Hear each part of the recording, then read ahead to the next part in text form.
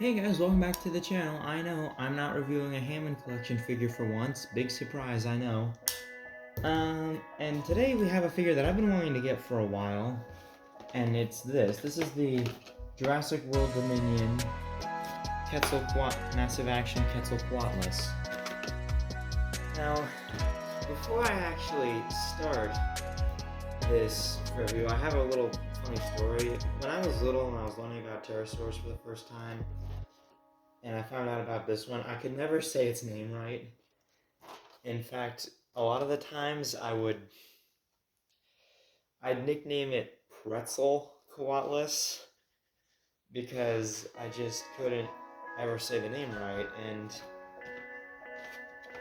here we are, I can finally say the name right. And without further ado, let's get this thing out of the box and let's take a good look at it. Alright, now that it's out of the box, we can take a good look at it. This is just the standard Dominion packaging with the amber colors, the T-Rex in the background. So yeah, pretty cool box art as usual. Now let's take a look at the figure. Now this is actually a really nice looking action figure in my opinion. I mean, the colors for the most part are very identical to the Dominion Quetzalcoatlus, and Quetzalcoatlus is actually one of my favorite ever prehistoric animals. So yeah, it was really nice to get a figure from this thing. Alright, so it seems like, let's start off with the positives. The articulation on this figure is pretty good for a pterosaur. And I say that because a lot of pterosaur figures for Dominion for just Mattel in general, actually usually don't have that great articulation, but this seems to be an exception. You can basically turn the neck any way you want because it's on a ball joint. And then an action feature, there's two actually. Right here, you'll see this button. You press that and it makes the wings flap. Alright, and on the second one is on the bottom right here, and it's this button on the chest, and you press that. Yeah, here we go. Mine. Yeah, you press that, it makes the beak open and close. I'm sorry, I just find that really funny for some reason. And the wings, like the other big pterosaur figures, can fold out however you want, or in to like keep it small or something, and like make it look like it's diving. So it reminds me of like a pelican or something, how they dive. And the sculpt on this figure isn't too bad. I mean, like here you can see like this mane of pycnofibers actually pterosaurs didn't have. Instead of having true feathers, they had these things called pycnofibers, which were like feathers, just more. They kind of were like feathers. They were just more like fur. They were really, really fuzzy, and yeah, you can see on the neck here, they keep going down the neck and on the top of the body, on the bottom as well too. Oh, also, yeah, you can move the legs like so.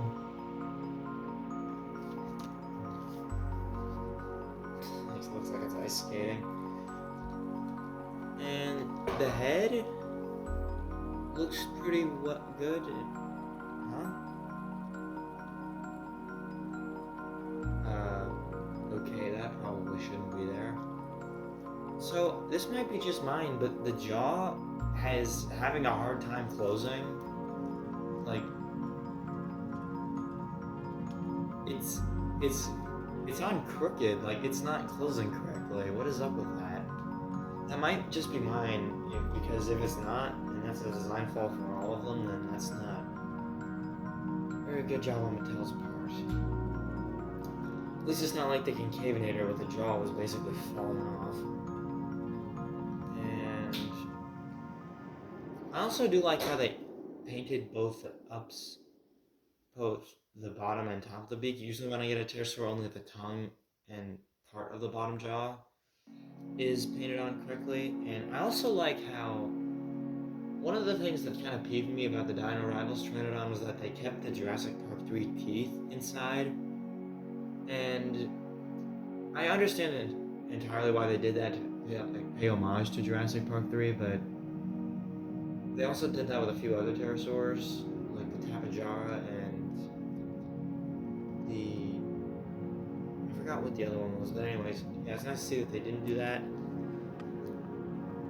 Also, I feel like the paint on the head could have been a bit more vibrant. I mean, it is just 2 little bits of orange paint and then blue for the crest, which is correct to the movie.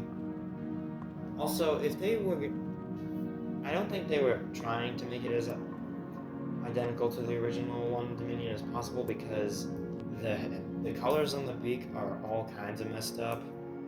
Like, it didn't have a blackhead. It was like this weird gold brown color. It's like the normal color of a bird's beak, basically.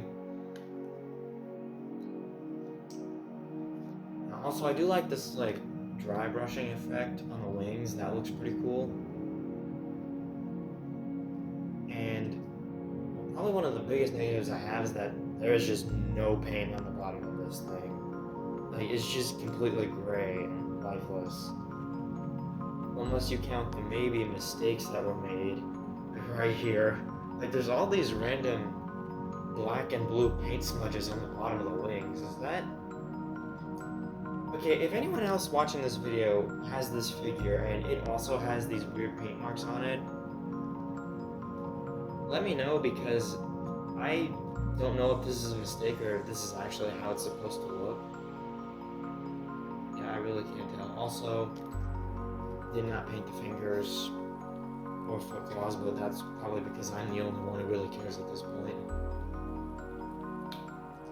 So yeah, in conclusion, I think this figure I think it looks pretty good. Also, going back to my Quetzalcoatlus story at the beginning, if you remember a while ago, I actually nicknamed, in response to Kieran Crabtree's video about the Rorivores Ceratosaurus, I also got one, I think either the same day or the same week he uploaded that video, and it had all of its limbs on, and Kieran's was missing an arm, and he nicknamed his tripod, and I nicknamed mine Quadpod, Tri3, Quad 4, and I think I'm gonna nickname the Quetzalcoatlus Pretzel, because young me was kind of an idiot and just did not know how to pronounce it right, even though, can you really blame me? Hold on. Never mind. I mean, it's a weird name, but yeah, all in all, really great figure. I highly recommend getting it. It didn't cost me that much, but that's only because I got this thing from Amazon. I didn't go out to Target, like I usually do. And it cost like $16, but that might have been because there was a discount on it at the time. But yeah, I highly recommend picking it up. If you enjoyed this video, leave a like, subscribe, hit the bell icon so you never miss any new videos. And comment down below what you thought of this video, and I will see you all in the next one.